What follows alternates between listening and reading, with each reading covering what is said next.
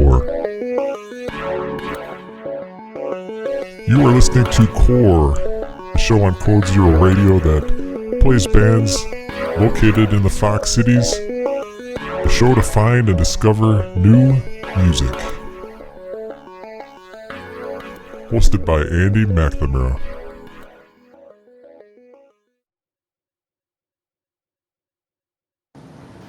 Hello everybody, welcome to Fox Cities Core. I'm your host, Andy McNamara.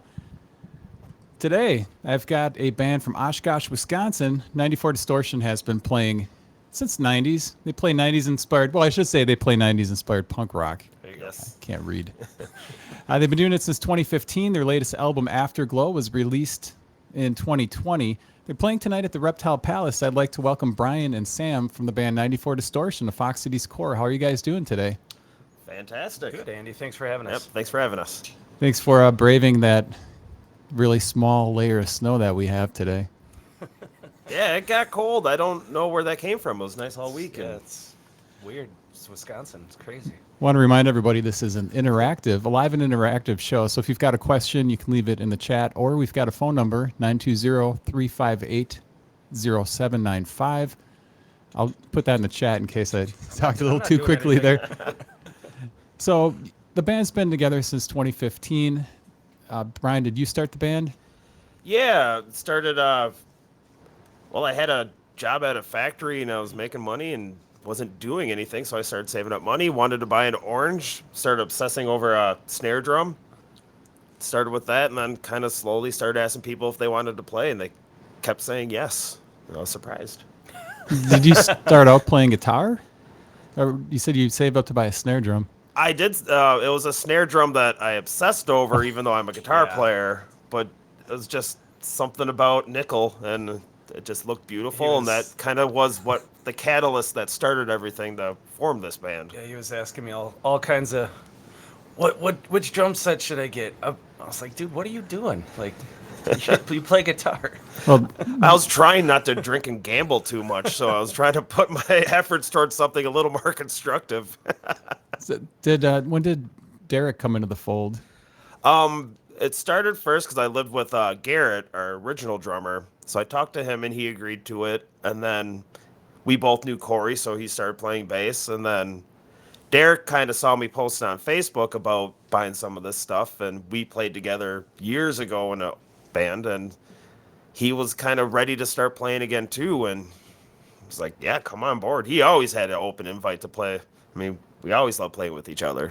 Just like Sam, when we got to the point where we needed a new drummer, of course he was right there, and we loved playing with each other. And then because you did have as you mentioned, you had a previous drummer, then Sam came into the fold. When Sam came in, did that sort of how did that change the band dynamically? Well, I definitely wouldn't say it was incomplete with Garrett on drums. He's still one of our best friends. He's a great guy. And GP. Yep. Garrett Danger Page. But Sam and I grew up playing together, so we know our styles, and we really work together well when it comes to stuff. So much of it's unspoken, where if we want something in a spot, he's already doing the fill where I thought of it, and then he can kind of like tell me when he wants like faster, more rockin', or just more creative songs, and we just kind of have that unspoken.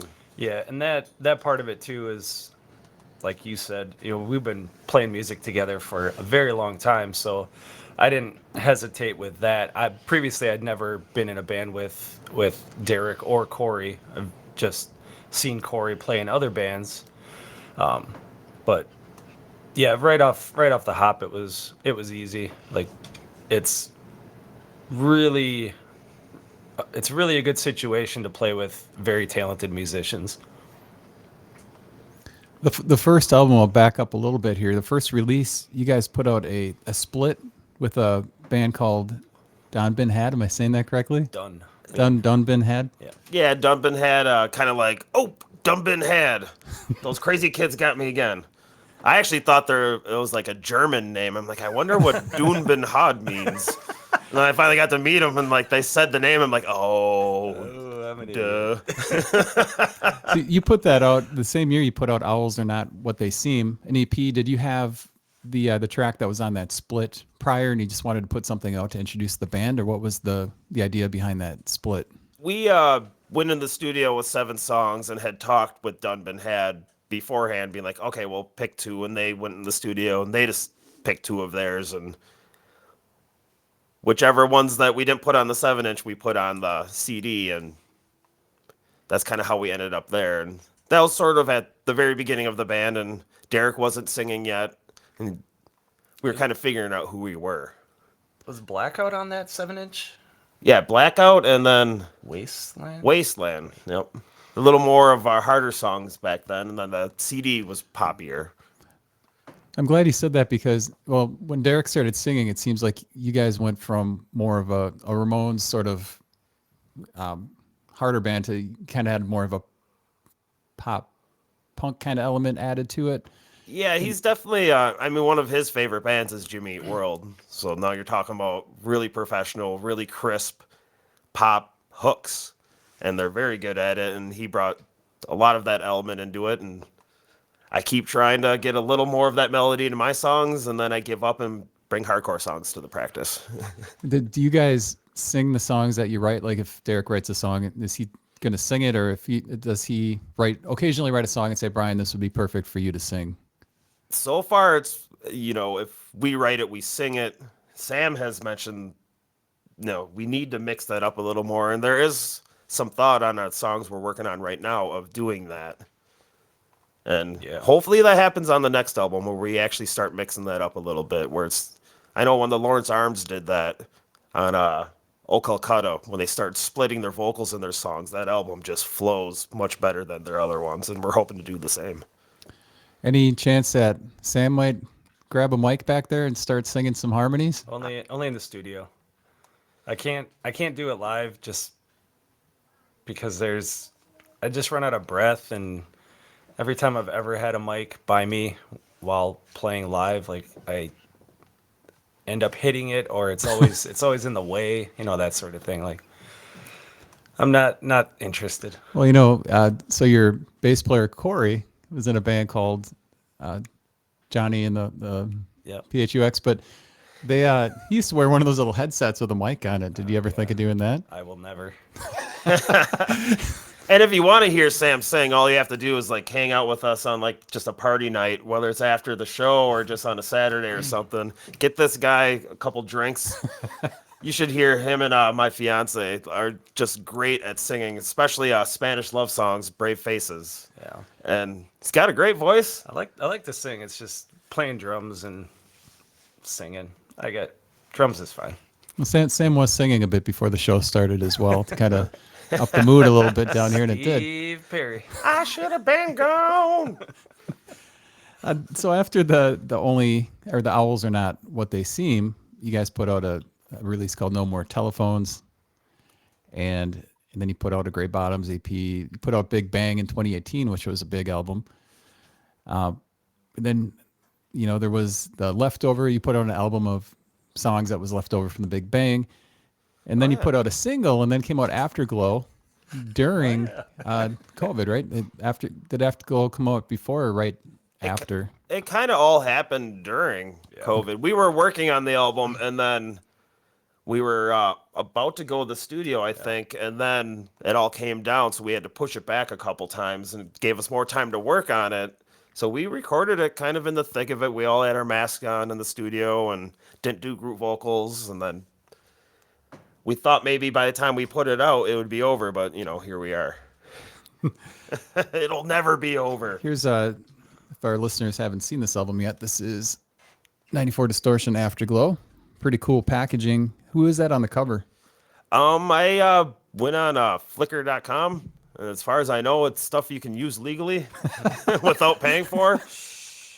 And I just got it off there. I tried messaging a person on there that had some stuff to be like, hey, instead of just taking this, would you like to work with us with some album art? And the person never got back to me. So then I just took those from someone else. So it was like same thing with the middle and the back. All that is people you don't know? It's all off of Flickr. Yep, don't know any of them. As far as I know, that website says you can use that stuff, and it's royalty free.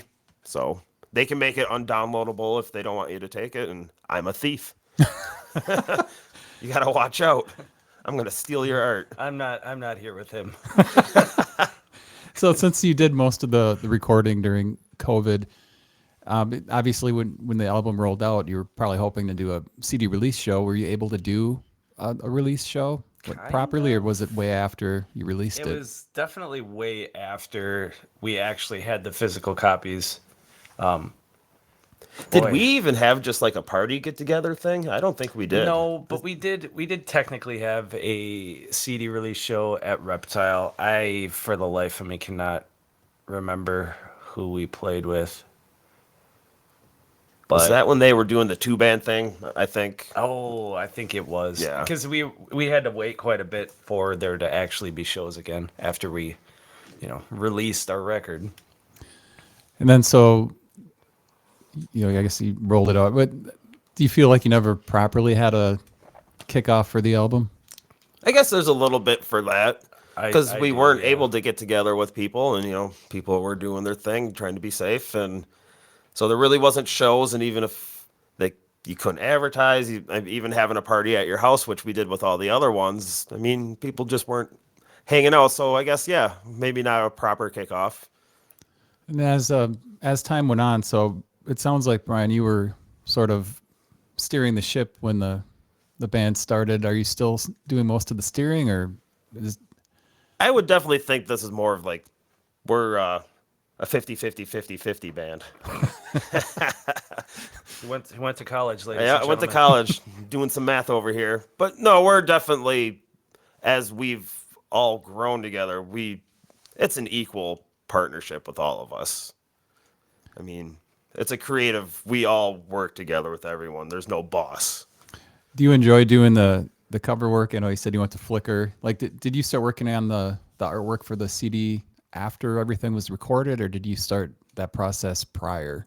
I usually start the process prior and then change my mind like 50 times. And then it takes until we're done recording to finish it. And yeah, I just like playing on Photoshop, and I like doing our flyers and spelling things wrong and putting songs in the wrong order on the artwork. I'm surprised you haven't hit me up with layout ideas for the next record. I haven't really started yet. Have you guys started work on writing songs for the next album? Yeah, actually, we are playing 2 of them tonight. So Tonight you guys are playing at the Reptile Palace in Oshkosh, which, any idea who the other bands are? Yeah.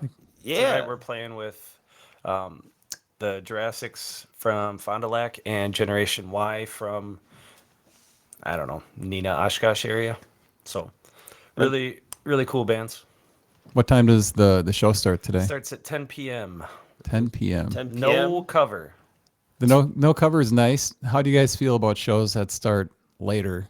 Like 10 o'clock seems a little late, but I know that's typical for a kind of a bar venue. I'm kind of used to it. I mean, it is just what Reptile shows are.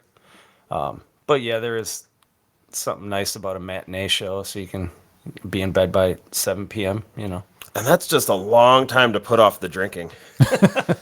Which, I mean, we usually do. I mean, I cannot play drunk. I don't know how people do that, so I don't drink.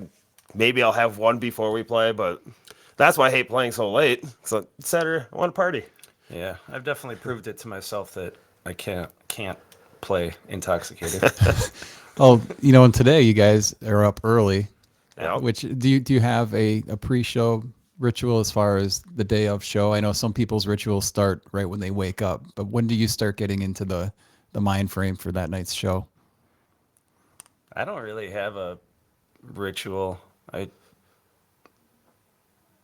usually don't obsess about it either. It's just once it gets to be maybe like 6 or 7 and it's a Reptile show, I'll be like, come on. I'm usually waking up like, oh man, I didn't change my strings. And I'm like, oh yeah, that chord's broken. Like, I never replaced that. But I don't have a ritual. It's usually wishing I had more sleep, but I got a lot of sleep last night, so I'm good. Do you do a lot of instrument maintenance, or do you kind of let it go until it breaks? I'm pretty bad with it. I try to be good about strings at least, because that really can ruin the flow of a set when you break a string. And I know So that- I'm going to totally break one tonight now. Sam, have you ever broken a head during a show? I think once the bass drum head, the head cracked. That's the only thing I can think of offhand. But then we just, in a pinch, you just duct tape the hell out of it and try to get through. But the other stuff, no. I mean, the only things you really break mostly are sticks. But that's why you have a lot of them. Yeah, as far as drums go, it seems breaking heads is something that shouldn't happen often. Pretty few and far between. Like a lot of times if you're breaking a head, you had months and many shows to know that it was time to change it. I'm sure, Brian, you've probably broken your share of guitar strings during a show. I've definitely done that. And I'm sure you know, like what happens at shows, everything goes fine, and all of a sudden you get to the show, you set up, and then your head stops working. And you're like, "Are you kidding me?" Like, you had all these practices for that to not work, but you're gonna wait until today. Can you tell me about one show that something horrendous has happened during the show, and how was it resolved to fix the rest of the show, or did it kind of take everything down with it? Well, I think let's keep it funny. I guess one of my favorite like mishaps at a show was jumping around the stage at a screwball show when we were youngins and just totally tripped on the cord and knocked over the whole half stack. And we had a really big speaker back then too, in this green like plywood box, and just knocked everything over. I remember that thing. Remember, were you part of it when we went across town to bring that to like the Horseman talent show? It's probably a couple miles. Yeah. So that was probably the worst. It probably wasn't bad though, because it was screwball, so it was funny. But I think there was a lyric room show where I had a head that just went out. Oh yeah, I've heard about that lyric room show a couple times from the members. So that one was definitely memorable for you guys. I wasn't there, so. Well, the lyric room too is a place you want to typically do stellar shows, because it can lead to opening For better bands. Yep. I played bass for a Walt Hamburger for a weekend once, and it was with the Dolly Rots, and totally busted up her amp before our set, and that sucked because they were on tour. I'm like, I shouldn't have even been using their amp anyway. But I wasn't a bass player, so that one was probably the worst because they were on tour and totally screwed them over. And so what did the Dolly Rots end up doing then? I don't really remember. I just remember her husband, who's the guitar player in the band. He was not happy with me, so he didn't talk to me the rest of the time. And Sam, do you have any stories? I know you're in multiple bands, and we've lost nothing really drum wise catastrophic, but man, there was too many tours that we did where we were blowing up heads. I think one tour we lost at least two of them. So we were scrambling. We had a backup, where we always have a backup head on tour, but then we used that one, and then another one blew up. So then we're scrambling, trying to find a Guitar Center to get something or anything to keep playing, and that was a mess. Yeah, so for the listeners, you have done a lot of tours with a band called Death Wish. Yes. And including, I think, Japan, right? Yep. Went to Japan, been to 10 countries in Europe, and crisscrossed the continental United States quite a few times now. Do you like doing that kind of stuff, or do you prefer to kind of stay in the area? I mean, there's certain parts of the country of this country that I don't really care for as much as others, but Europe was amazing. Japan was just nuts. But traveling like that is kind of one of the draws of, I guess, being a musician. So yeah, it's definitely something I enjoy. You've also told me how you have the thing when you kind of come home, you have like your equilibrium's a little messed up, and you miss home when you're gone, and then when you're home, you still feel like you're gone. And yeah, so here's the worst part about me being on tour or away from home for a couple weeks. Every time when I get home, because usually been sleeping in a van for a couple weeks or random hotel rooms. So I get home, and for about a week and a half, sometimes 2 weeks, I go to bed, wake up in the middle of the night, and have no idea where I am and how I got there. Like one time it was frightening at the time, but it's kind of funny to say it. I woke up in my bed, and to the right of me is where my dresser is. In the dimly lit room, I could make out the shape of the dresser, but because I didn't know where I was, my brain turned it into a guitar amp. Like I was somehow back in, like I was in a storage area. But then you start freaking out because you don't know how you got there. And I was married at the time, and my ex-wife was sleeping next to me. And so you wake up in a bed, you don't know where you are, and somebody's next to you. Like I was losing my mind, and until, the fog cleared, it's like, oh, I'm home. And then you can go back to bed. But that sucks. I think I had vertigo from being in Japan for probably it was at least 2 weeks after, where everything just felt like I was on a boat, like just everything moving. That sucked. I'd still go back, but I have weird issues when I come back from tour. It's unfortunate. Yeah, I think when people hear, you're going overseas for a tour, they picture like hotels and sightseeing, but it's a lot of grind, isn't it? Well, yeah, you can get a hotel room every day if you want to lose a bunch of money.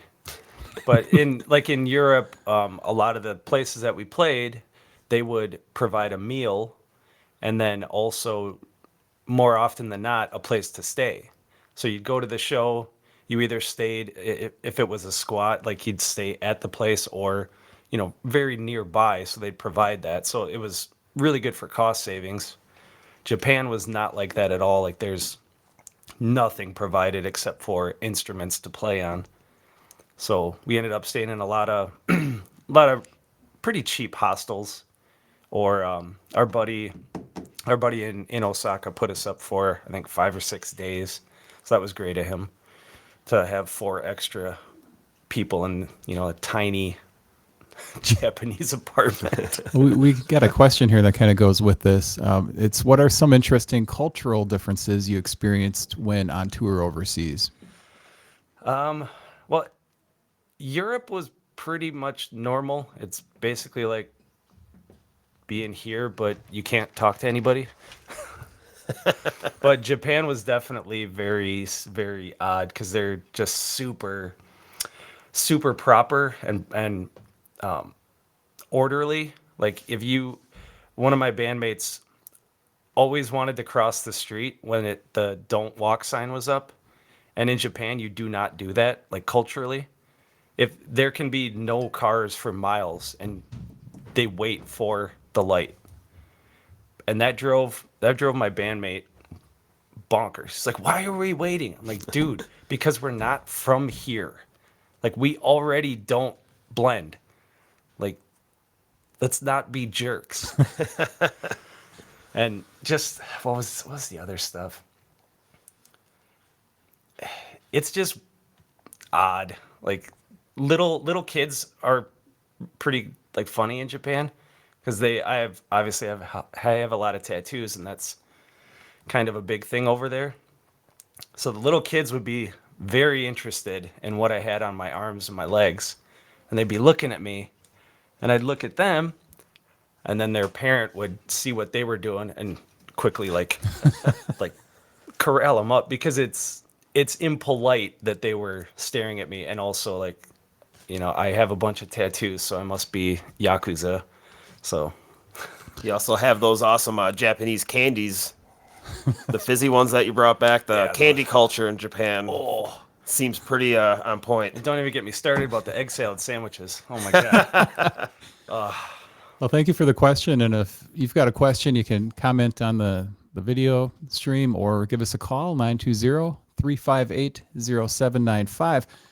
You guys, I'm going to lighten the mood here a little bit. Okay. This is, it's time for a segment, Band Reaction. This is where we play a segment from a previous band and then get your reaction and Flame. and your opinion on it. Today's clip comes from the Roving Scallywags, who were on the show about 3 weeks ago. If you've never heard of them, they're a Irish punk band. I have heard of them. Yeah, they really nice guys, but this is from when they were on a few weeks ago. This is band reaction.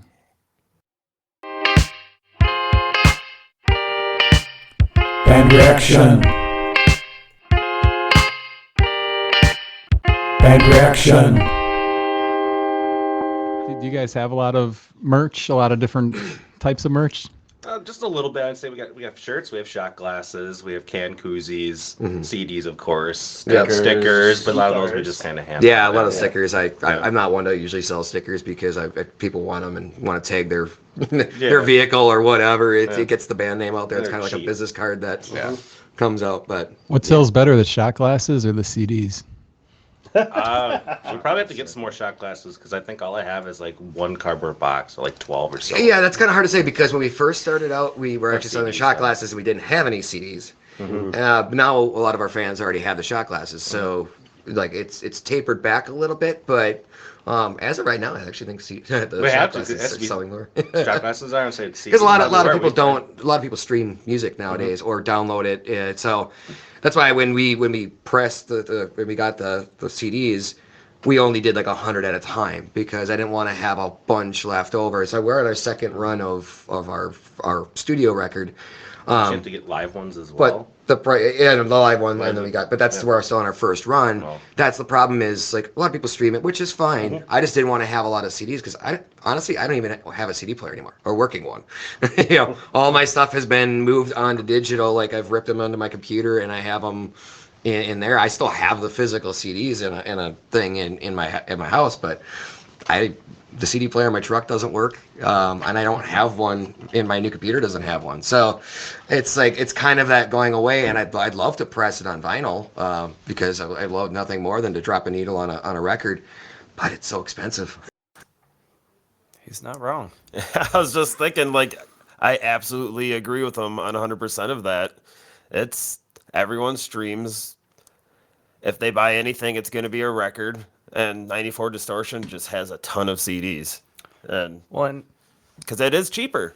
We had, I think it was the first Death Wish record. We got the label made up a boatload of CDs, and I think we had 1,000 records of the first album. And it's like, why are there so many CDs? Like, we're never gonna get through these. Like, people don't buy CDs, but weirdly enough, they still kind of do. Way more than I ever thought they would. Vinyl is still the biggest thing that sells. It's also the most expensive thing. And nowadays, like, if you didn't have your record in 9 months ago, well, you're still going to be waiting 11 months to get it. That's always been one of the hardest things for me because you put your work into your studio, you get it mastered, and you are just pumped about it and you want to get it out. And like you said, it's not even always the money for the record. It's like, I don't want to wait 9 months to a year to lose the energy from your session that you had in the studio. And shot glasses, though, that's a good idea. I thought it was also kind of awesome. They're like, yeah, we don't really have that much merch. And it's like, well, we got shot glasses, can koozies. I'm like, oh, you boys, you got some merch. So good on them for having merch. Shot glasses, beanie babies, can koozies.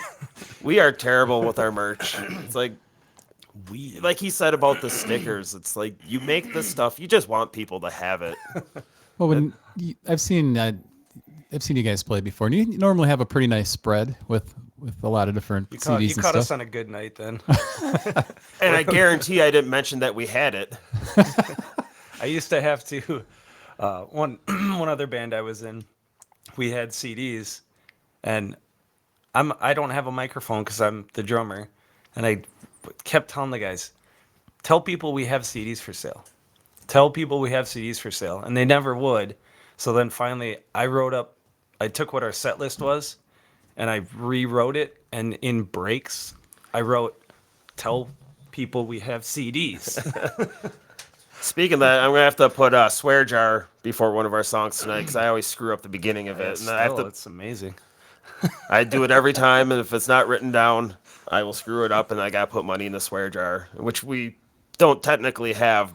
But if we did, I'd have a lot of money in there. Theoretically, there's a lot of money in there. So who does a set list? Is there one person that's responsible for the set list every show? I'd say for the most part me. Yeah. But we always talk about what we want on there, and Do you reach back to the like the first, second release, or do you try to stay with more of the current stuff?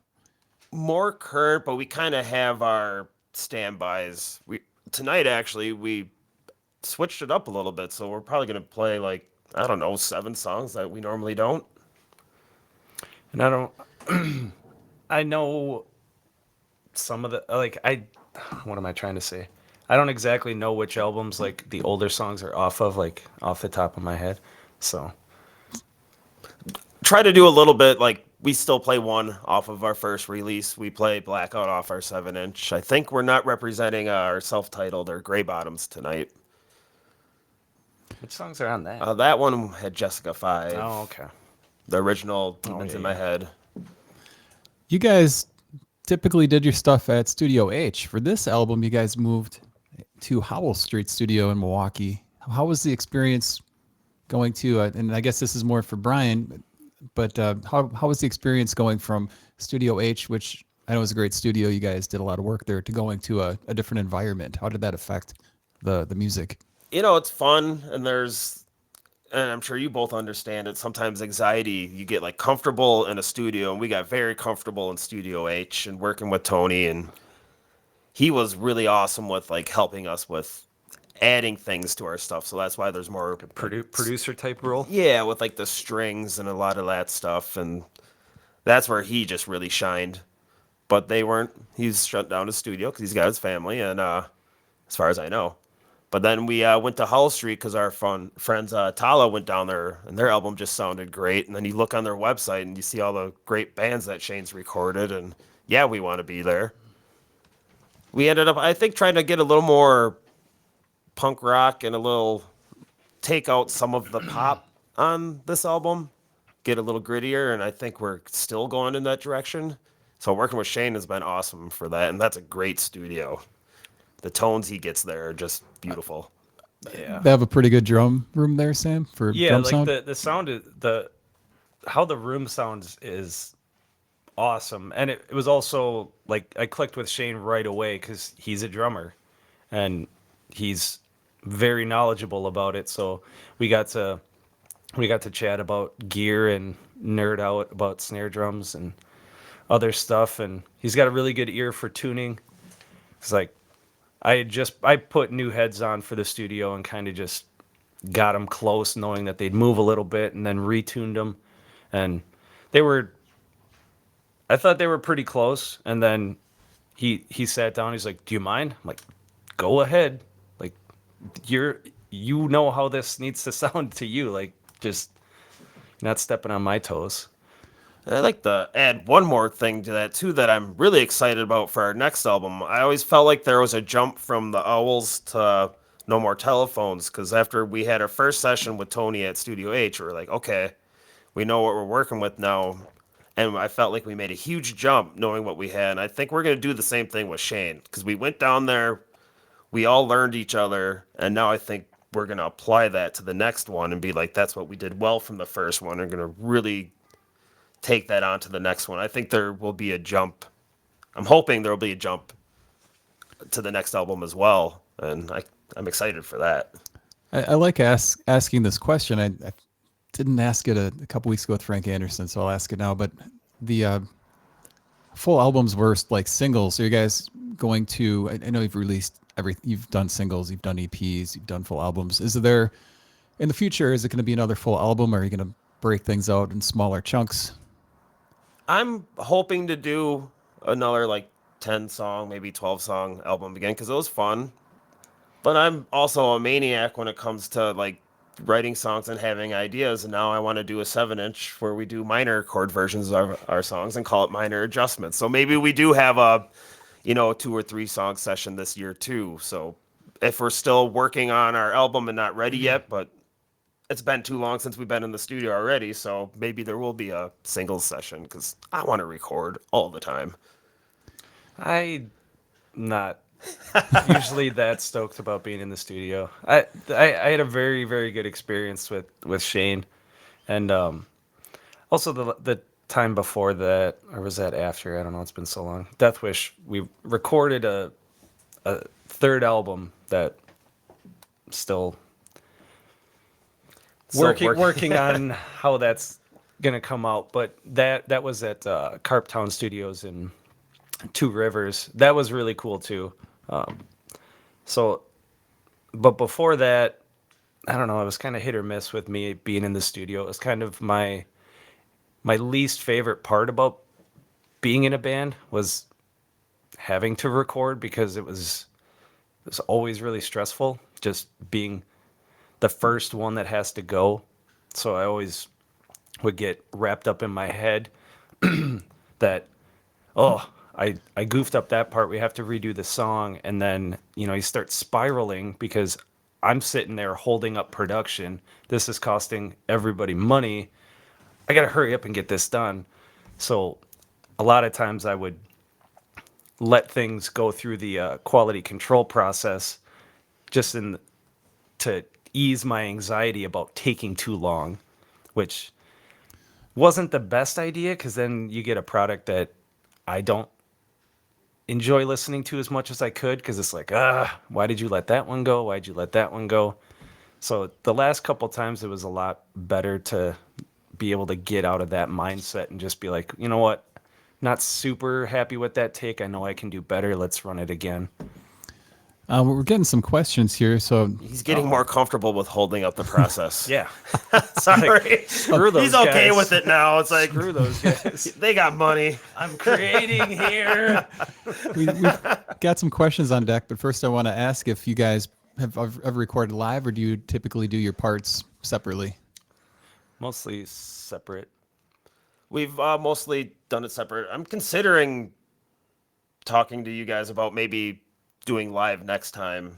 I know what Shane wanted us to, and I don't know. I mean, it might speed things up, but I guess you probably I don't know. Maybe I'm just being a grump, but I feel like you're just gonna end up doing all the guitar stuff over and over again anyway. yeah, especially with us. And I love the process of recording, so I kind of already said I like doing just every track, and then let's spend plenty of time here because I soak it all up. So, yeah, we do a lot of everything on its own. We'll play together a little bit, but I think the only time, like, I know we did live at Pachyderm, Andy, with Pudge, and I think that's the only time that's coming to memory where we've sort of done it that way more than just, usually it's just me and the guitar player just running them through, and then everybody piles on. I know at Studio H we always had a joke where every time we do a take of something, every one of us would just be like, double it.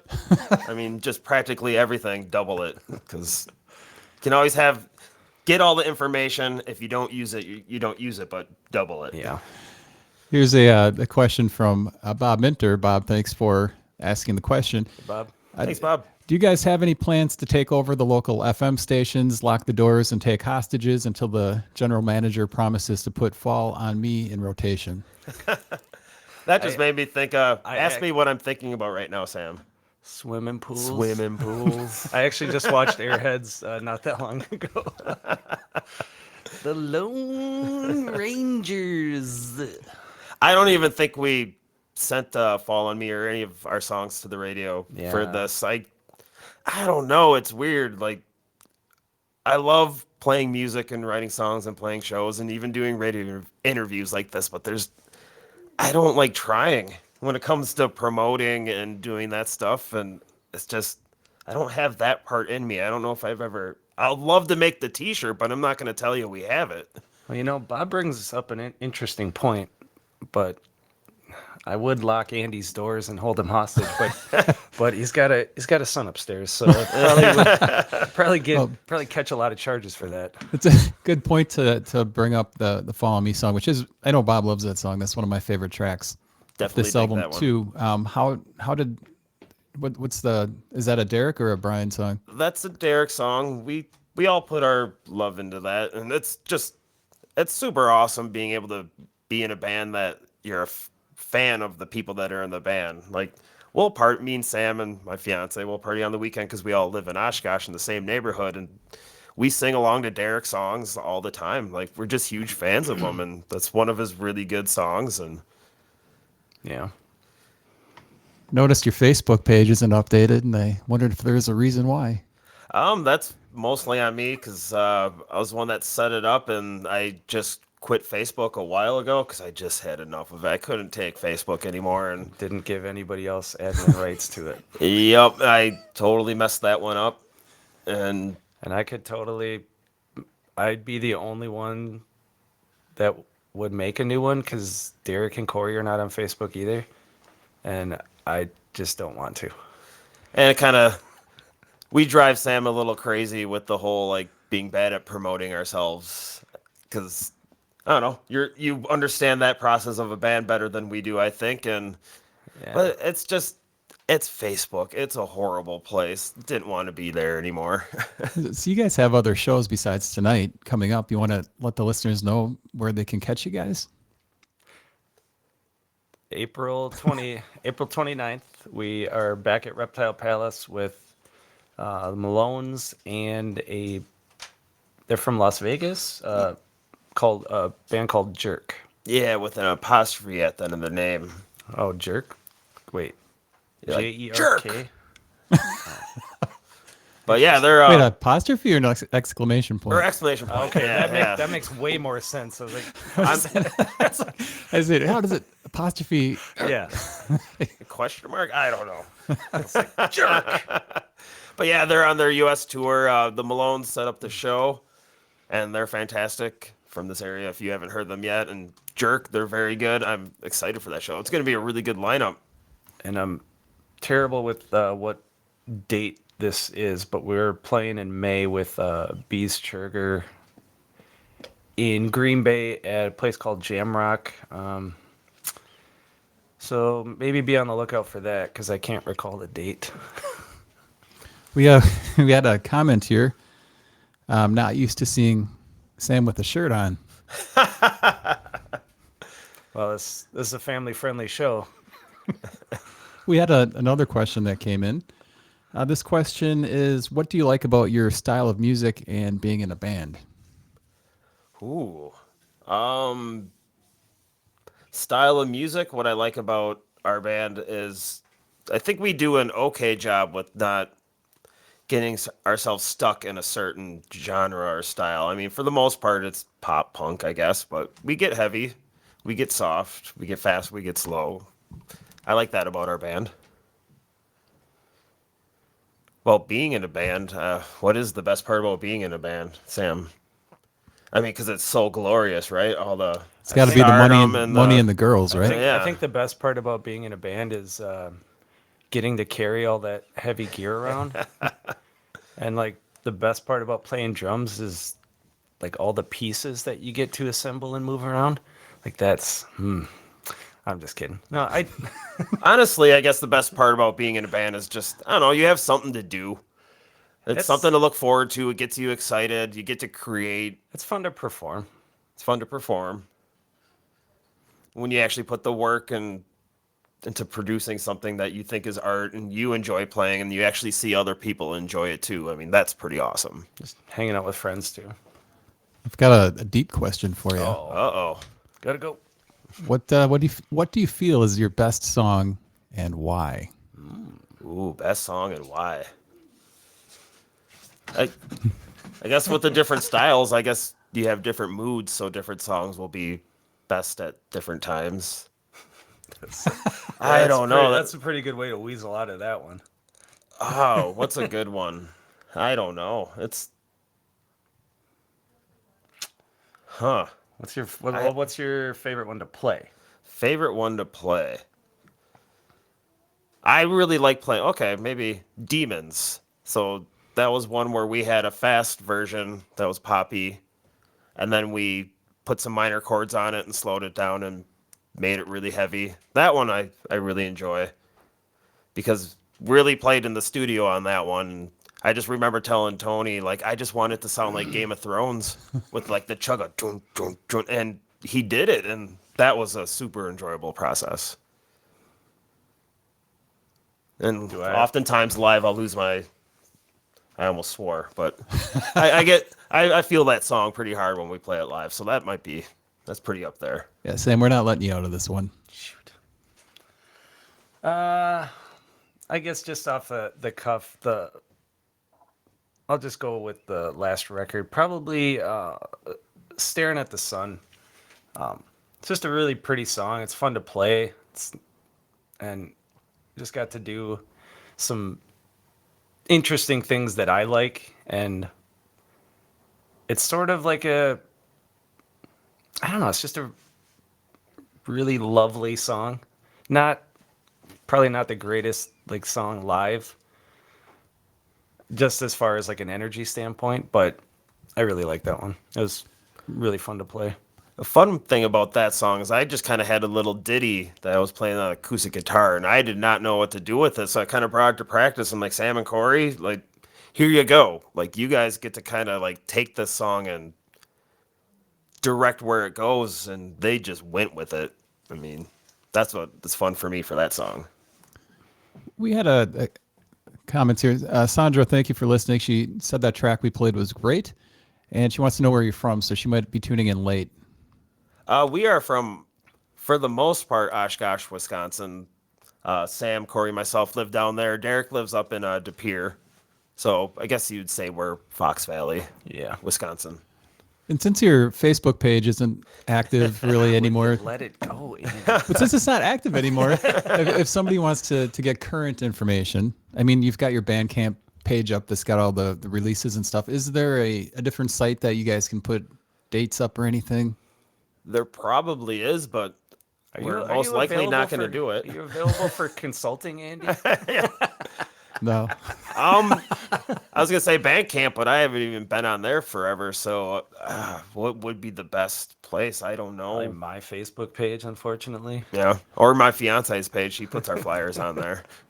Probably just keeping an eye on maybe follow some bands in the area, in the scene. We'll pop up.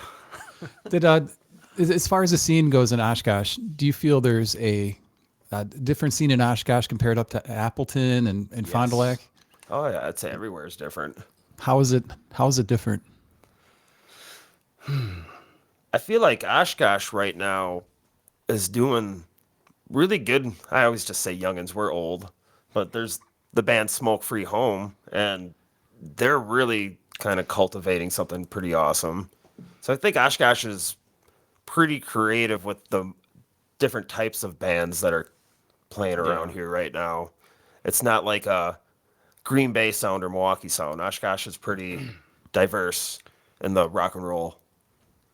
Yeah, there's a lot of younger bands that are coming up and booking more shows at different places, kind of like, you know, how we used to do it. Generation Y, who we're playing with tonight. Yuri from Generation Y's books a lot of shows at Jambalaya in Oshkosh. It's a cool spot for it. All ages. It's good to have all ages or an all ages spot back. So there's just a lot of younger stuff happening right now in Oshkosh. And admittedly, I'm not an expert on the Appleton scene or what kind of current state it's in. I just know my friends from back in the day that are still there, and they're still punk, so it still exists. We're getting a lot of questions here, so I'm going to try to get these all out. It's we've got a question from Ike Arumba, who's in a great band called Ike Arumba. And Infidelity also has a show on Code Zero called The Ike Arumba Show. Yeah. He wants to know. He says, I don't know how live this is. Ike, we're very live right now. He said, my question for the guys is, what is the goofiest thing that ever happened at one of your gigs? You know, Brian, earlier you kind of mentioned with the screwballs, right? That was pretty goofy. How rated R can we go with this? I'll just drop the F-bombs and you can, hey. Okay, I think the craziest thing I've ever seen it. But I was in a band called the 24-Inch Pythons, and I won't even name this venue because it's so adult. But we were just playing our show, and you would not believe the size of the bag of drugs I saw these people like passing around the bar, and I could not believe what I was seeing. And it was just like, I mean, there's illegal, super illegal, and then what these people were doing. I mean, I felt like I'm just trying to think of like, I felt like I was watching Scarface. So that was probably the craziest thing I've ever seen. That's pretty good. Another question here. Thanks, Ike, for the question. We had another question from DJ Bear. This is awesome. The staff's all chiming in. The Bear hosts amped up on Tuesday night on Code Zero Radio. Right on. This is a good timely question, and we'll see what you both think about this. What band or specific artist influenced you? Sam, was Taylor Hawkins in that category for you? No. Definitely very incredible drummer, but I gravitated. I was more into Strung Out was probably my biggest musical influence when I got started. Just always wanted to try to be that good and be able to play as fast as I could. I guess big influence for me in the last like 15 years probably be like the Minneapolis punk rockers. Like you got like Dear Landlord, Off With Their Heads, Dillinger 4. It's like a gritty sort of emo punk rock, and that really influences me a lot. Are there any? Well, were you shocked about Taylor Hawkins hearing that last I night? was, yeah. The Foo Fighters drummer. Yeah. I didn't know who you guys were talking about Yeah. until he said last night. I'm like, oh, Sam just told me. And yeah, anytime that happens. Anthony Bourdain, the traveling cook. Like, you just don't expect people that are rocking it and winning it so hard to have the troubles that all of us regular people have. It was only 50 too. That's nuts.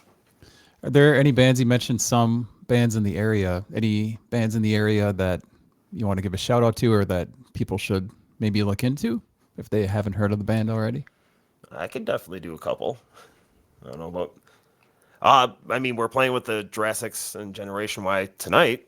I mean, I've been a huge fan of the Jurassics for a long time, so I'm really pumped to play with them again. There's the Malones, the Stallones out of Milwaukee. Yep.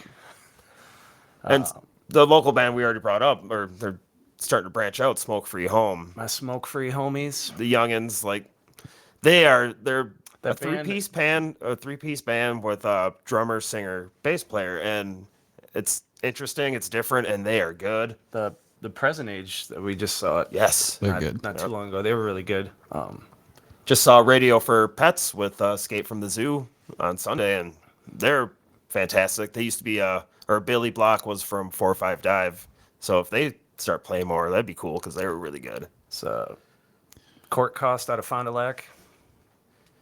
Yep, we've been to a few of theirs lately. They're doing really good too. Another quick hit question for you is the exclusive companies all closing down. What's your thoughts on the future of local record stores? Ooh, all of them are? I'm not sure. I've heard rumors. See, I'm not on Facebook. I don't have any of this news, so. I don't go to record stores. Don't blow me up on the internet.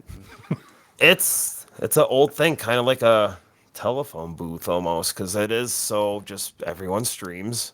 And if you are buying stuff, it's so much easier to find anything online at this point. And we're all creatures of convenience, so it's a hard thing for record stores.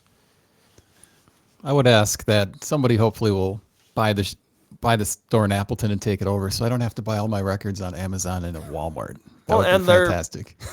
You could come down to Oshkosh, Andy, and go to Eroding Winds. Oh, that's a good point. I was just gonna bring that up. Is they're gonna have to start doing things like Eroding Winds, and like they need to have their feel and their style if they want to kind of stay alive. Because you can go to Eroding Winds if you like the style they've set up, and you're gonna be able to buy something and find something. Yeah. Well, you guys, any parting words? Partying words? Parting. Oh, okay. Parting apostrophe words. I'm just hearing what I want to hear. It's a little early, bro. Yeah. All right. Well, I want to thank you guys. I guess that's my partying words. I want to thank you guys for coming on the show. You can catch them tonight in Oshkosh at the Reptile Palace. Great venue. If you've never been there, it's like Oshkosh's CBGB's. Yeah. Pretty much. Cool place. The show starts at 10. Lots of great music there tonight. And I wanted to mention that we've Code Zero Radio has a merchandise store now. You can find it if you go to live.codezeroradio.com. There's a link. There's also a link on our Code Zero Radio app. But you can buy lots of great merchandise, lots of shirts. We have shirts of a lot of our shows. Good stuff. If you don't have a shirt, you should pick up a shirt. And some of the money goes to local musicians, and then some goes to Code Zero Radio, so we can continue this great programming, like having 94 Distortion on. Yeah, buy a T-shirt. We can come back. Yeah. Thanks again, guys. You've been watching Fox Cities Core on WCZR, Code Zero Radio. Thanks, Andy.